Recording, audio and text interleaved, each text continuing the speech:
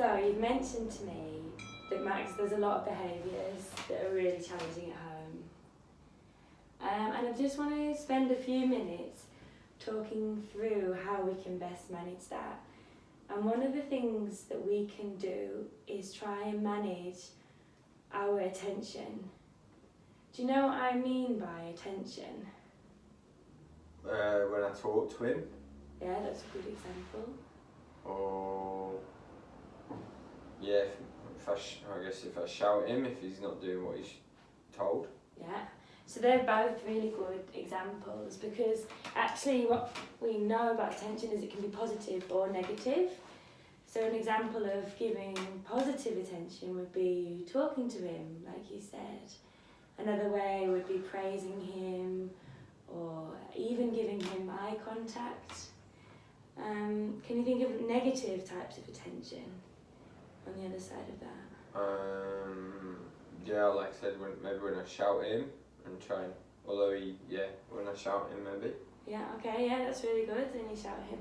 So what we know is actually what we pay attention to reinforces that behaviour. So our attention is actually really powerful in shaping how our children behave.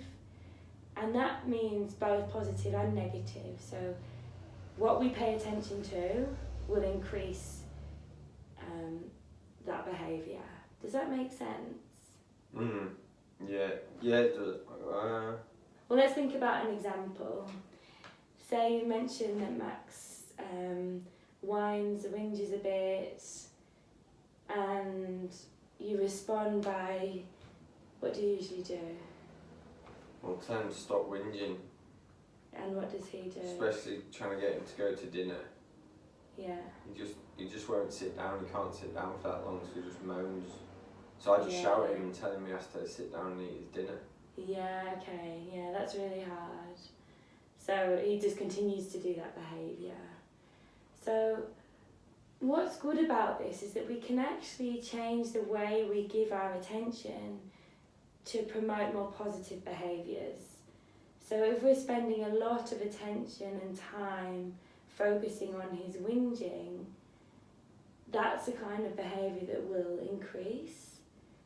But on the flip side of that, if we ignore that behaviour but spend a lot of time and attention on when he's not whinging or when he's sitting at the table, he will sit at the table more quietly.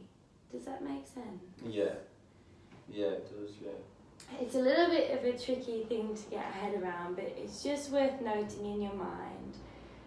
What you pay attention to will increase. So with that in mind, can you think of ways that you could maybe adjust how you pay attention to Max to support him to do with a better behaviour?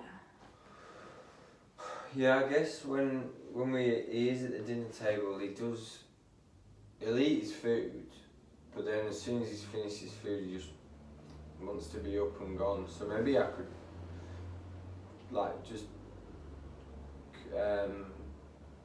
say he's doing a good job when he's eating his food and being sat at the table and just acting normally. Yeah, that's really nice. That's a really good example. So you're saying that you want to praise him, you're saying you're doing a really good job eating all your food for when he is eating his food at the table. So that's really good, actually, a good example, because what we want to do is give lots of positive attention to the behaviours that we like to see. So you've given an example there, you like to see it when he eats his food at the table. What other behaviours does he do that you like to see? Or when he plays with his brother, they just can occupy themselves for hours if they're playing together. But so maybe I can just acknowledge how good it is that they're both playing together and keeping each other out of trouble and giving me a bit of time Yeah, that's a really good example. So I like the way that you used a bit of praise there that was quite specific to what you liked. So I really like the way you're playing with your brother. That's a really nice way to give positive attention. And we know that if that's how we're giving our attention, those behaviours will increase. So that's a really good example there. So the idea is we give lots of positive attention to what they do that we want to see. And then we almost ignore the little things. So can you think of some things that Max does that you don't like that you could possibly ignore just a little bit? Oh, yeah, when he's brushing his teeth, he sometimes spits it out over his brother, and that just really annoys me. Okay, yeah, that's a really challenging example actually. And I'll leave it to you whether you decide that that's something that you are happy to ignore or not, because we want to make sure that we ignore the small things. Mm.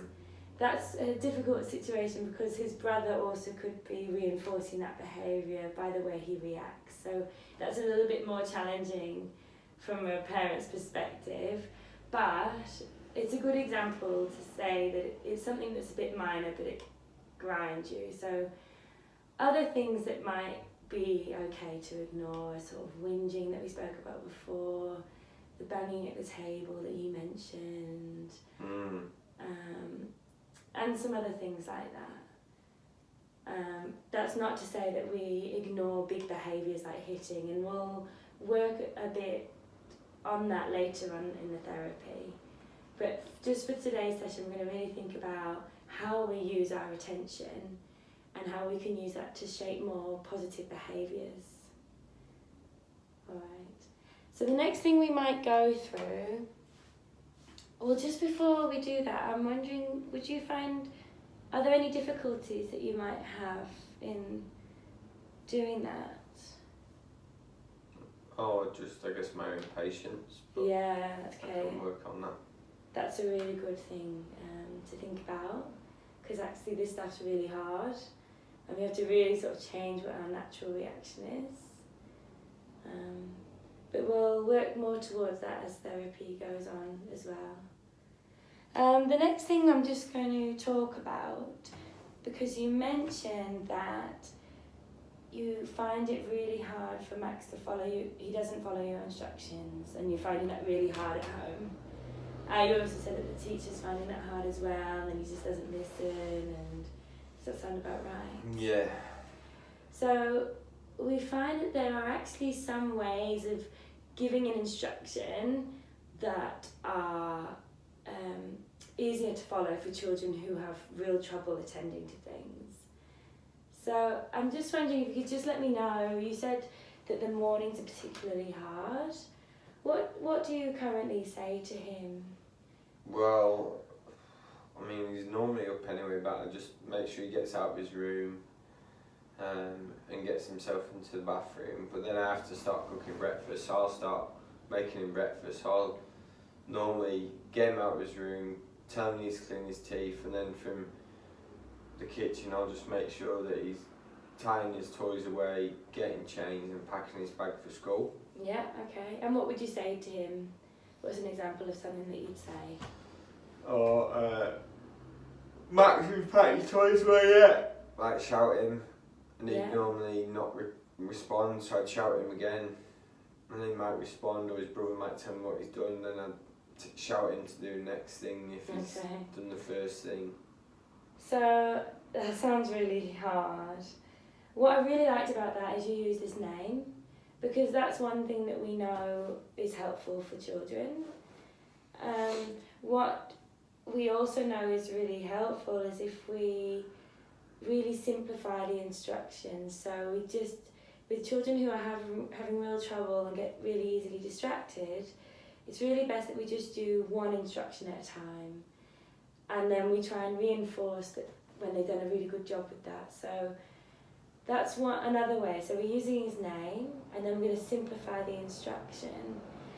The other thing would be to get quite close. So it's really difficult in another room, and I know it's really hard because often you've got lots to do.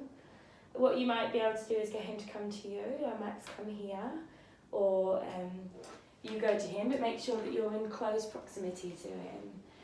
And then again, using your sort of eye contact, getting on his level. So we're really thinking close here. So I'll give you a bit of an example. I say, when I mean close and simple, say, Max, I need you to put your socks on now. Something like that. So really close, use his name, really simple instruction. The other thing that we could do is ask Max to repeat back what you said, because that's how we know that he really heard you. So say, Max, I need you to put your sock on now and then come back to me. What did I just say? Or what would you like me to do? Or, what did I say to you? And hopefully he'd be like, you told me to put my sock on, or something along those lines. It doesn't have to be that particular example, but it's just something that we need to break down big instructions for children who have some trouble. So would you be comfortable doing a little practice with me here? Yeah, okay. So again, I'll give you another, I'll just go through what we need. So name, close, simple, and one that I missed is sometimes we can use touch if they're comfortable, so a tap on the shoulder. Oh, that's why I had your hand out. Yeah, okay. Yeah, so that's a good one too, to really ensure that they're with you, because sometimes children can get really quite distracted. So I'll show you what I would like. What kind of, if you can think about how it is with Max at home, what would you see as a good simple instruction? What would it be? Oh, clean teeth, that's hard enough. So if I could maybe make that a bit clearer to him, that would help. So usually is it within a wider sort of get ready for bed kind of? No, this is getting up for school. Getting up for school. So it's always get ready for school, and he tends to miss that one? Yeah. Okay. So he would be okay do it with the clean your teeth instruction, or do you think it needed to be breaking down even further? No, clean your teeth, but okay. Maybe if I just paid the attention that you're telling me to on it might help. Yeah, okay. So, Max, it's time for you to go and brush your teeth. Yeah. What did I just say to you? Does that sound like something that you'd be able to do? Yeah. Okay, well good, because it's your turn. So I will be Max, I'll be playing with my cars, okay?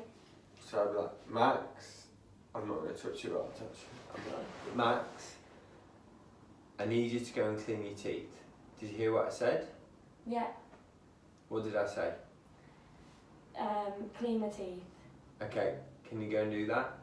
Okay, so that was really good. I really liked that you used my name, you came close, got eye contact, that was really good.